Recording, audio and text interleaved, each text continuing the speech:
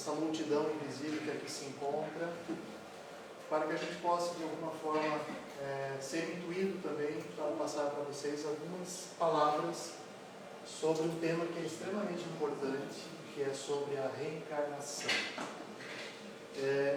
Eu sempre falo que quem está no movimento espírita, quem é espírita, a reencarnação ele não pode ser uma crença, porque a crença é algo que você acredita e em algum momento você deixa de acreditar. Então não é algo firme. A reencarnação para quem está no movimento espírita tem que ser uma verdade. É algo que não se questiona.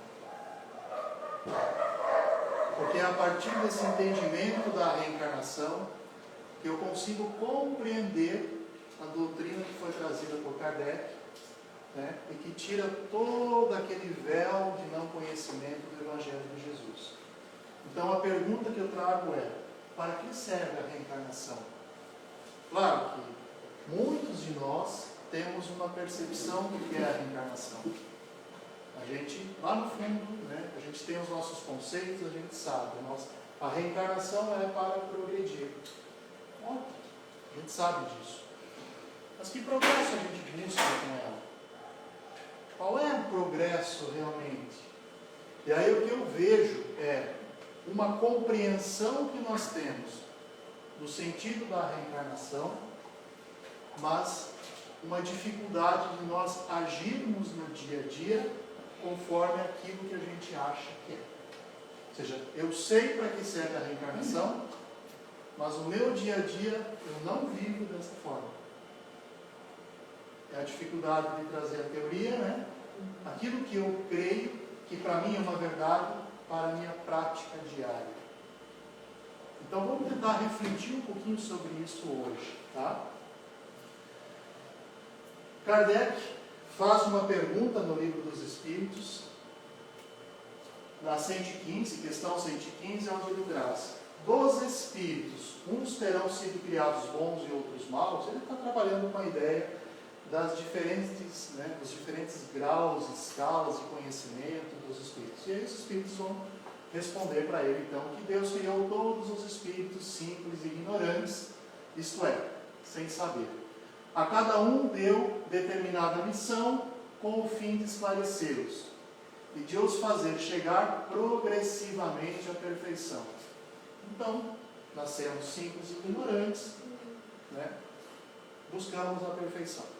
Então, se alguém nasce simples e ignorante, para chegar à perfeição precisa de um caminho evolutivo. Então, como que a gente busca essa evolução? Então, eles trazem, né,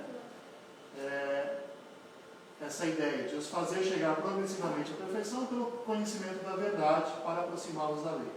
Nesta perfeição é que eles encontram a pura e eterna felicidade. Então, a felicidade que a gente tanto busca, né, não é a felicidade de não estar nesse mundo, né?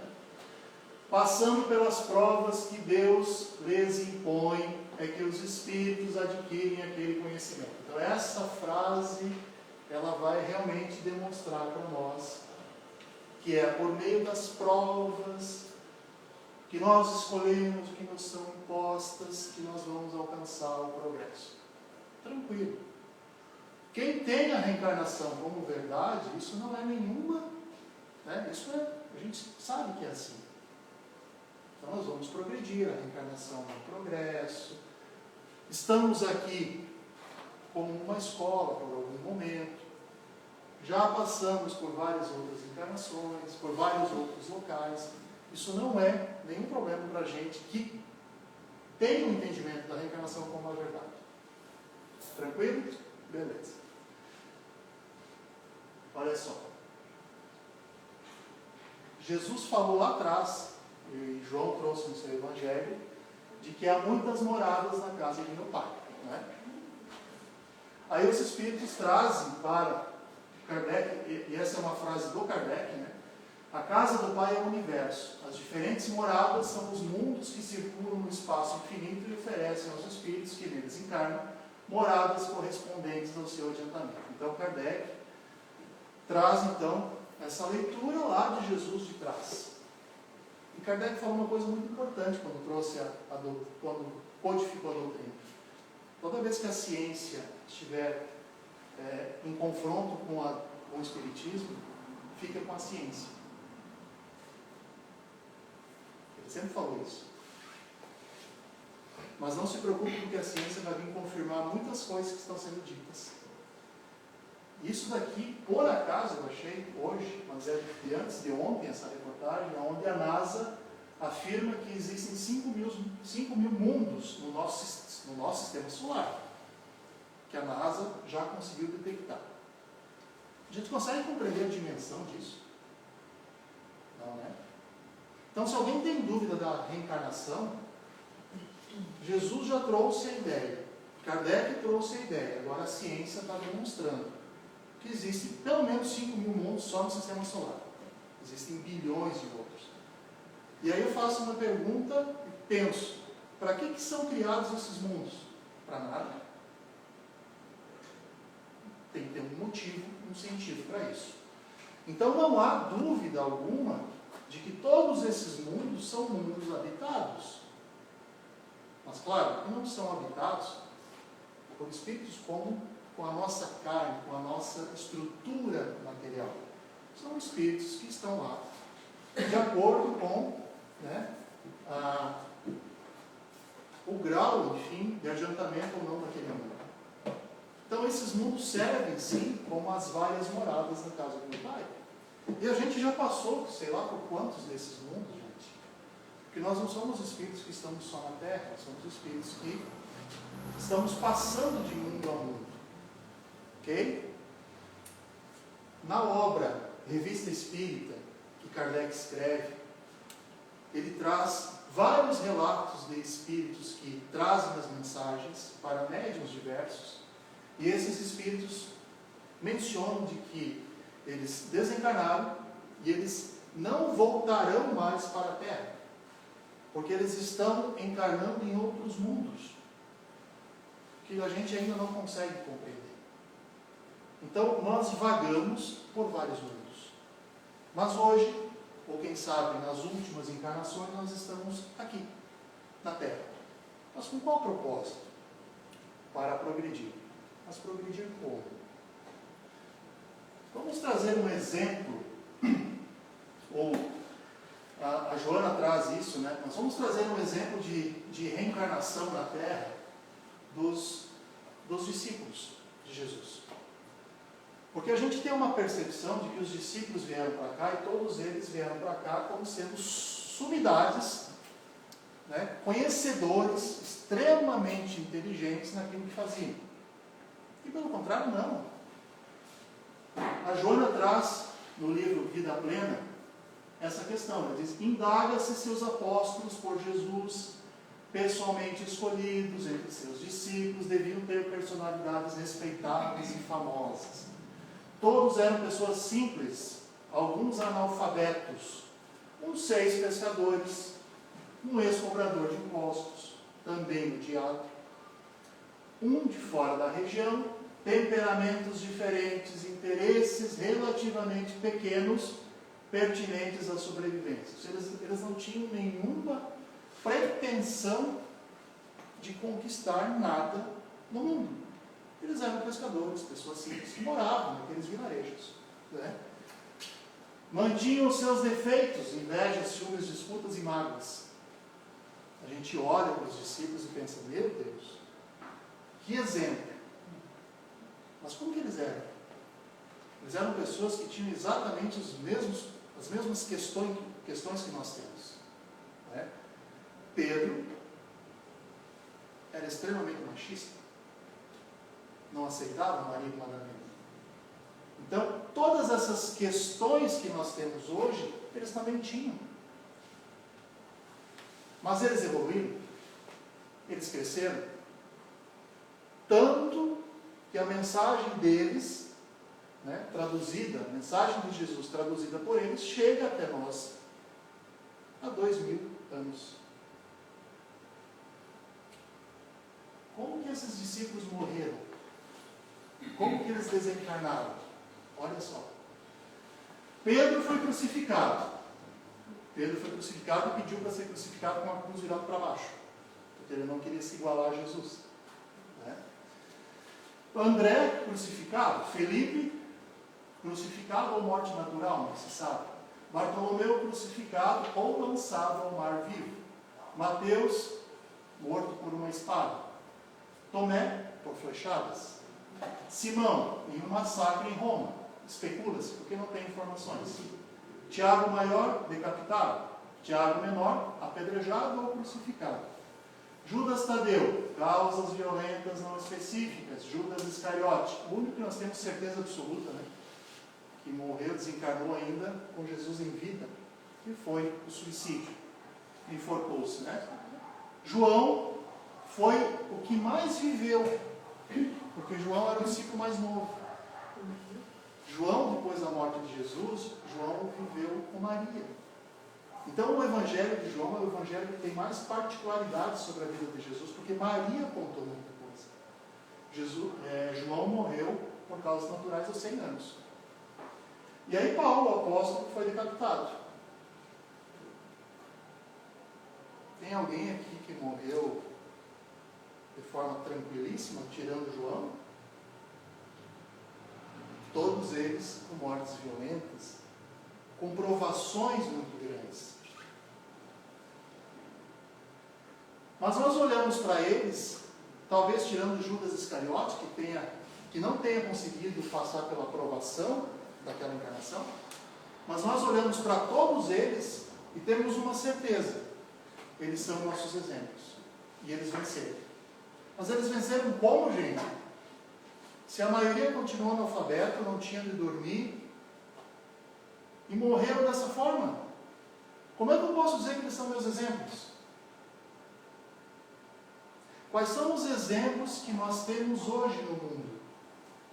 Se alguém morre lá no cantinho de uma casa, com uma muda de roupa, como necessidades básicas, nós pensamos, meu Deus, coitado, não venceu no mundo. Então a nossa percepção de vencer e de crescer é uma percepção que, apesar de nós termos o conhecimento da reencarnação, nós temos ainda uma percepção de vencer no mundo como sendo apenas uma conquista na Terra. E se nós olharmos para esses discípulos, nenhum deles venceu no mundo. Mas todos eles venceram-se a si mesmo no mundo. Porque todos eles evoluíram. Mas que evolução que foi essa? A evolução que a gente precisa, que é a evolução que a reencarnação nos propõe, que é a evolução moral. Eu posso olhar para todos eles e dizer, todos eles desencarnaram melhor moralmente do que quando encarnaram. Mesmo nas condições precárias, financeiras, vivendo, fugindo a vida inteira, mas moralmente todos eles conseguiram vencer as dificuldades maiores que eles vieram aqui. Isso é pouca coisa? Não. Isso é muita coisa. E nós temos essa grande dificuldade de não conseguirmos crescer moralmente nas nossas encarnações. A gente cresce muito pouco moralmente.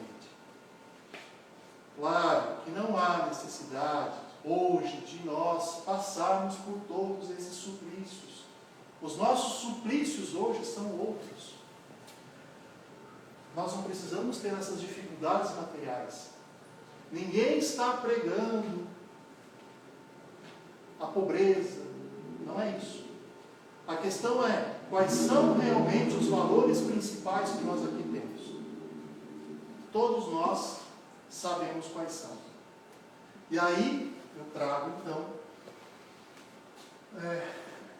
duas situações que a gente faz confusão. Valores e virtudes. Olha só. Eu creio que todos nós temos os mesmos valores. Vocês acham que é importante ter paciência? Sim. Vocês acham que é importante ter caridade, ter compaixão, né? Bondade, tolerância, capacidade de perdoar? Quem duvida que isso é importante? Muitos duvidam.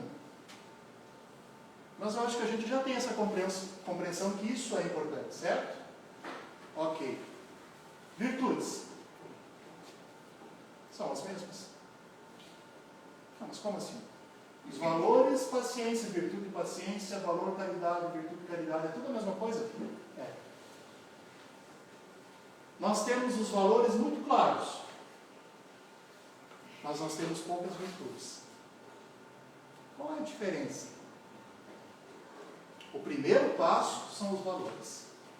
Nós precisamos ter os valores muito claros. Ou seja, eu tenho um valor de bondade, um valor de caridade, um valor de compaixão. Porque eu acho que isso é importante.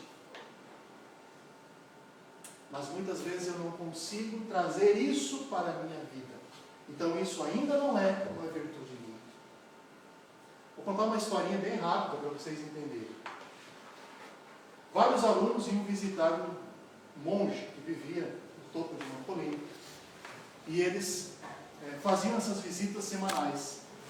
E tinha que subir umas escadas muito grandes até lá. E sempre quando o monge vinha buscá-los até o início do morro, vinham alguns cachorrinhos com o monge. E o monge, então, no meio da caminhada, ele pegava um daqueles cachorrinhos no colo, porque era cansativo para o cachorrinho, e levava, subia. Ele velhinho, de bengalinha, levava. E os alunos atrás, só com os seus pertences.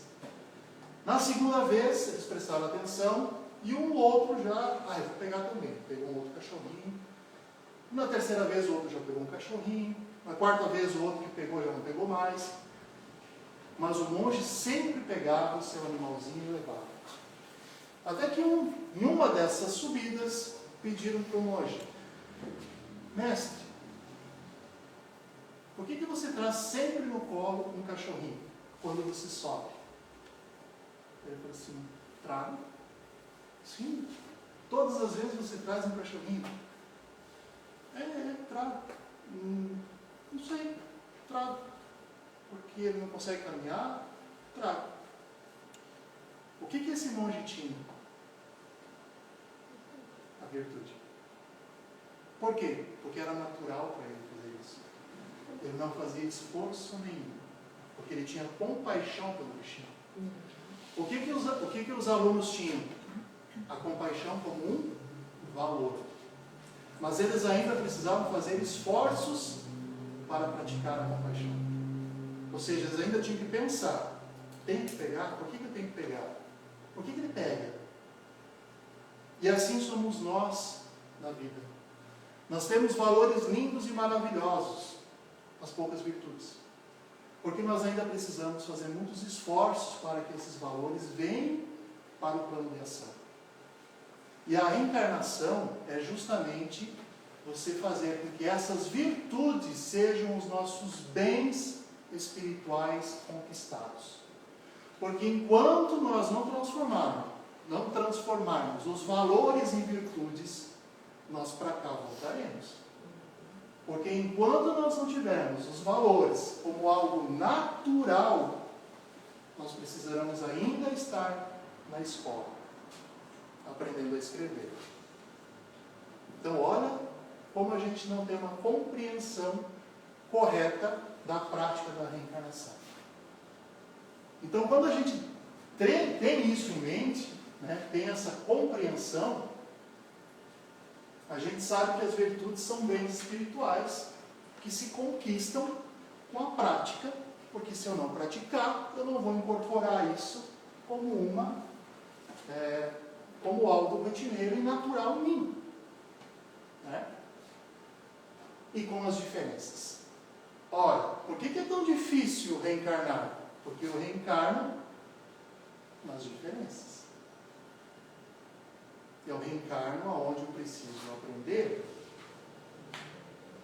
Então, o slide que tinha do Chico antes aqui, alguém leu?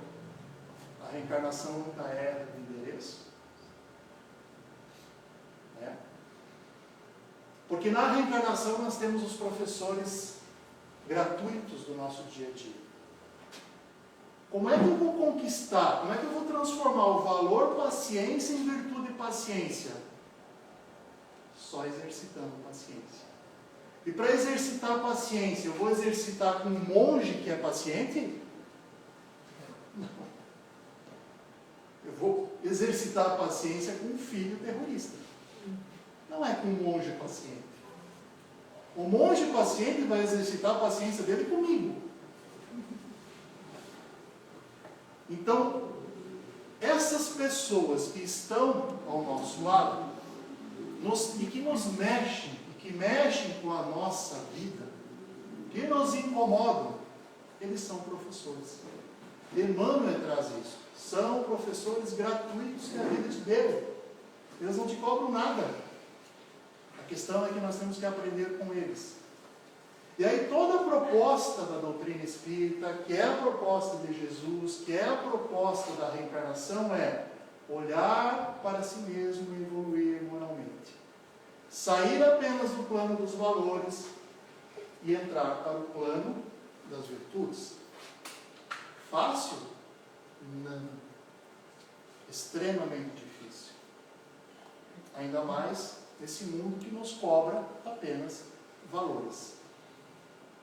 E nós temos uma extrema dificuldade, de exercitar isso no dia a dia. Mas a doutrina traz esse caminho muito claro.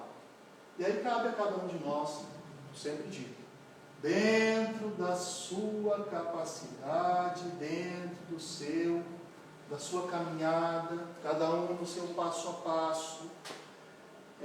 Se em cada encarnação a gente conseguir transformar um valor em uma virtude, está excelente. Ao final do ano a gente faz o quê? 500 promessas por outro ano, né? Se tu fizer uma promessa por ano e cumprir, em 50 anos tu cumpriu 50 promessas. A gente faz 50 promessas por ano e em 50 anos não cumpre nenhuma. Por quê? Porque a gente precisa compreender o tamanho do nosso passo, até onde eu consigo ir.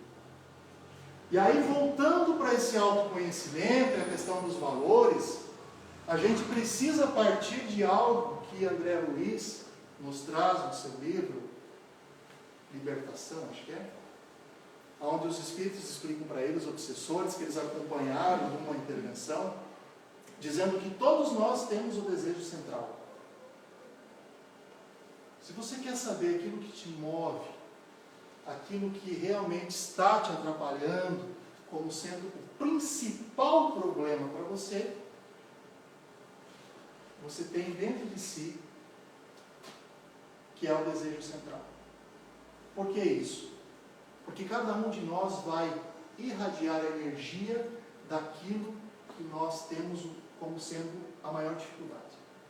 Alguns têm uma dificuldade centrada na questão financeira, no dinheiro, na ganância. Outros na questão do poder, outros na questão da sexualidade.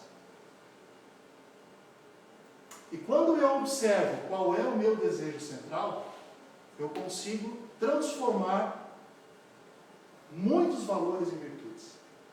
Porque eu sei qual é o caminho a trilhar.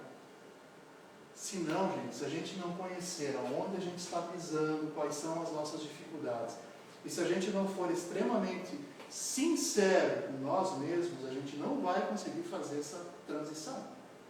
E aí a gente vai continuar ficando na ideia de ter progredido no mundo e ter estacionado moralmente com o Espírito. E voltamos, e voltamos, e voltamos.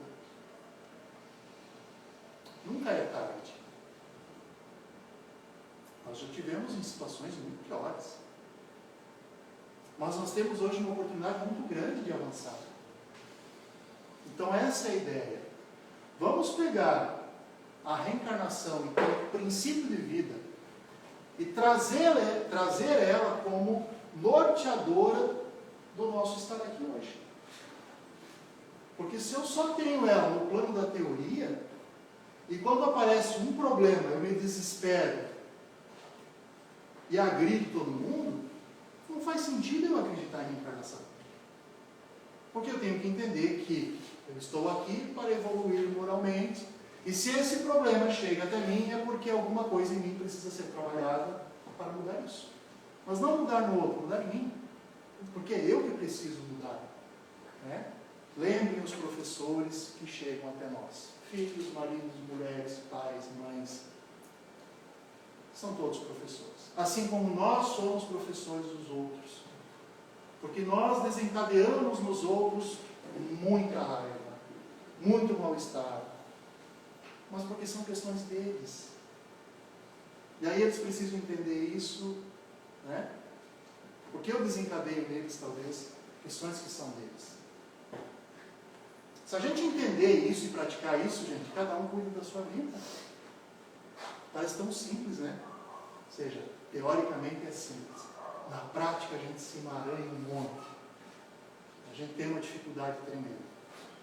Mas a doutrina é muito clara. Tá? Jesus foi muito claro. A gente aqui não consegue entender. Boa noite a todos. Até a próxima conversa.